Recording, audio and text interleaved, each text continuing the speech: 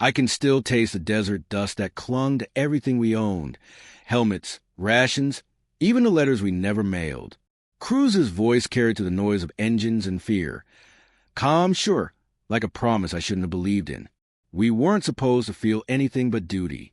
Yet somewhere between patrols and silence, I began noticing the way he looked at me after the chaos settled. That night, the sky burned red with flares, and I realized the danger wasn't outside the wire. It was sitting beside me, his shoulder brushing mine. That's the night everything changed. The desert never slept.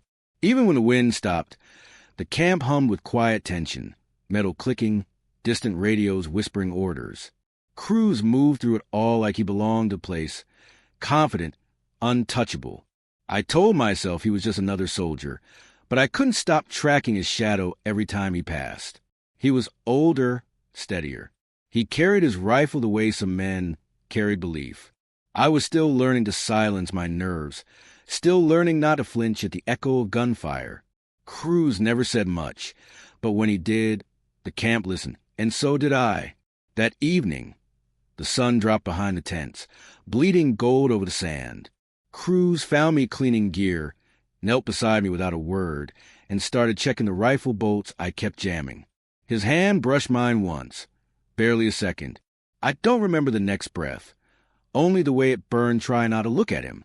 "You'll get used to the rhythm," he said, voice rough from dust and long nights. I nodded, pretending his nearness didn't rattle me. But every time our sleeves brushed, I lost the rhythm completely. When night came, the desert temperature dropped fast. The men gathered around a small fire, trading stories to drown out the quiet. Cruz sat across from me, the firelight catching a scar on his jaw. He smiled at something another guy said, and for a second I saw him. The man, not the soldier. That sight felt more dangerous than any mission we'd ever take. Later, when everyone drifted to their tents, I stayed behind to watch the embers fade. Cruz lingered too, dropping beside me with a sigh. The stars looked endless above us. "Can't sleep either?" he asked. I shook my head. He tossed me a spare blanket, without meeting my eyes. It wasn't the blanket that warmed me. It was knowing he noticed. Silence stretched between us, full of things we couldn't name. He talked about home, how he used to fix his dad's old truck, how quiet the hills got after a storm. I listened, memorizing every word like coordinates I'd need to find later. Then he asked about my family, and the question hit harder than I expected. I told him pieces, only the safe ones. He didn't press, just nodded, jaw tight. It was the first time I realized Cruz's calm wasn't coldness. It was armor. The generator buzzed, faintly from somewhere near the mess tent. Cruz leaned back on his elbows, eyes on the sky. "Funny," he murmured. "We're surrounded by 1,000 stars, and somehow it still feels dark." His voice cracked just a little, and that sound nearly undid me. I wanted to tell him I understood, that I felt the same ache sitting right there beside him. But before I could speak, a radio call snapped through the night. Morning watch rotation. He stood first, offered me his hand. When I took it, our palms pressed too long. That single touch carried more confession than any words we'd ever dare say. He left for patrol, and I stayed watching his silhouette fade into the dust. For the first time since deployment, I wasn't thinking about survival. I was thinking about him coming back. Dawn arrived quietly, slipping to the folds of canvas like it didn't want to wake the world. The air was sharp, cold enough to sting when I breathed it in. Cruz hadn't come back yet. Every minute without his silhouette by the fence felt heavier than the gear at my feet. It's strange how silence in a camp full of men can sound like worry wearing your name. Boots crunched behind me. For a heartbeat, I thought it was him, but it was only Morales, mumbling about coffee.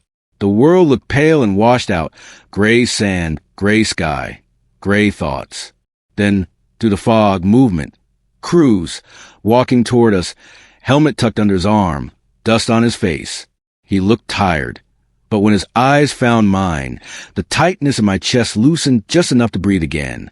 I shouldn't have smiled, not where everyone could see, but my relief was faster than my discipline. "Rough night?" I asked when he reached me. He smirked. "Could have used someone keeping the coffee warm." A joke, small and harmless, but the way he said it made my pulse trip. I handed him my canteen.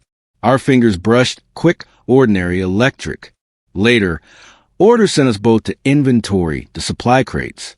We worked in a narrow tent, metal crates stacked high, the air thick with the smell of oil and dust. The flap fell shut behind us, muting the camp noise.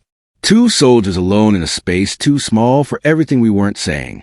He set down a clipboard and looked at me. "You didn't sleep?" he said. It wasn't a question. "Couldn't," I admitted. Cruz nodded once, eyes tracing the floor. "Happens. Too much noise inside the head." He stepped closer, reaching past me for a ration box. Our shoulders touched. I froze, waiting for him to move away, but he didn't. Not right away. "You'll learn to tune it out," he murmured, voice low. "Maybe I don't want to," I said before I could stop myself. He glanced at me, surprised. A small, quiet breath escaped him, half a laugh, half something else. That single sound felt like a promise we weren't brave enough to make. A shout outside broke the moment. The tent flap lifted, and light flooded in. We stepped apart, so fast it might have been nothing. For the rest of the day, we worked side by side, pretending. He teased the younger recruits, kept the mood light, same as always. But every so often his gaze found mine across the yard, and the air between us turned thick again. That night, after lights out, rain began to fall, rare for the desert. I lay awake, listening to it hit the canvas.